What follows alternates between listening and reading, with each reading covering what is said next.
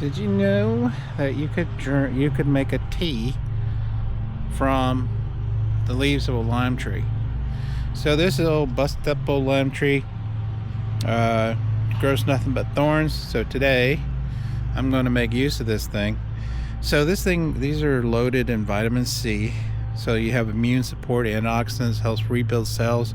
Vitamin C is like critical to well-being in your health. This is also known for stress relief. So that's a good thing. Digestive aid. I guess there are some properties in here that will help your digestion.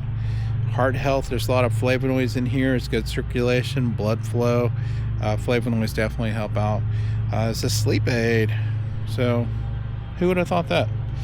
Now, of course, with anything that you're trying new, that you might have an allergic reaction to it, or this is known to maybe kind of muck around with the blood sugar a little bit. So that's why we're going to pair this with our good friend the persimmon. Persimmons make amazing fruit. I mean, we look forward to this every year, but they also, you can make tea from the leaves. I didn't know that, but so I asked and found out. But anyway, so these things are loaded, right? So these are loaded with vitamin C. They're loaded with flavonoids. They're loaded with carotenoids, tannins, antioxidants. So you're loaded up on your anti-inflammatory, your anti-cancer, cell, regrowth. It helps with the blood flow. So it's also known to, of course, be immune stimulating. Well, that's with all the antioxidants and flavonoids. It's also been known to help with blood sugar. So that's where it could probably pair up well with that lime tree. With the if you want stress relief going into this part of the season, is definitely stress is on an all-time high. So there are enzymes that help break down the starch that you consume, so that might help out with the with that. So also it helps with metabolism. That's the vitamin C, I'm sure, and the digestion, sleep, and of course we already talked about anti-cancer. So what I'm going to do is I'm going to grab some leaves. All right, so let's grab some leaves from this old worthless tree.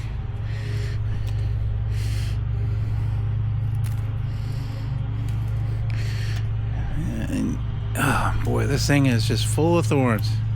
Angry. Oh my God, it's so sharp. I tell you, this is the most bum tree of all bum trees. So I'm glad I might be able to get something out of here. Apologize for the sound of they're cutting grass on a very cold, wet day. So I would say the success of that having a nice, good look is gonna be pretty low. Okay. So I got some there. I'm gonna get some persimmon. Alright, so let's get a couple leaves from old persimmon here before they're all gone. Say this might be my last chance to get some decent leaves before the fall takes them all. Haha, that rhymed. Just got done reading some poetry, so that helps. Okay. Oopsies. Well, let's grab the whole thing. Okay, I think I've got enough for tea. Got that. I got some lime leaves. I don't want to get too many. Just want to try this out. All right, I washed all the tea leaves. Made a little bit of mess. Stuffed them all in here. So we are going to try this persimmon lime leaf tea. Now, I am not 100% sure what variety that lime is. I can tell you the persimmon is a Sidjo variety. Those are amazing. If you can, I'd pick one up. Okay, so we're going to let this boil. And we're going to see what kind of tea we come up with. I'll tell you how it tastes and any effects I have. All right, our tea is done. We have a green looking yellowish tint. Look at that. There we go. That looks lemony, doesn't it? Well, let's see how it smells. I don't smell, it doesn't have a lemony smell, or it doesn't really have much of a smell at all.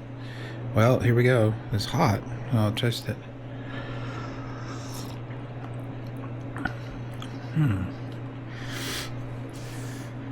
Not entirely too flavorful. Flavorful. I don't think that's the word I was trying to find. It's probably one of those like bougainvillea tea where it has plenty of good stuff in it. It just doesn't have a lot of flavor. I think that's the case for these leaves. Kind of the same thing with mulberry. When you make a tea from this, it tends to be not so. Whew, it's hot. So anyway, here's what we did. So we got a good bit in here. Boiled this a few times, so to make sure that we get plenty of flavor. And I think I like boiling. I mean, you can dry these out. I think especially it's coming into winter, I may grab a bunch of leaves and then dry them out for storage. But normally that's only like a couple months out of the year.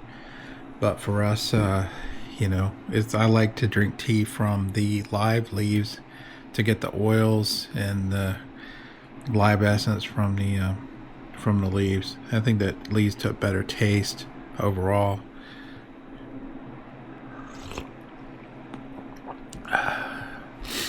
It's a pleasant taste for sure. Not strong. Very, very subtle, small taste, but tastes like, you know, warm water with a little bit of, oh gosh, floral, more of a floral type of taste. But yeah, but I mean, with the health benefits and the relaxation and the sleep and all that, I'll take it. So anyway, we learned something new today. We can make tea out of things that we had no idea we can make tea out of. So I appreciate y'all watching. Y'all take care.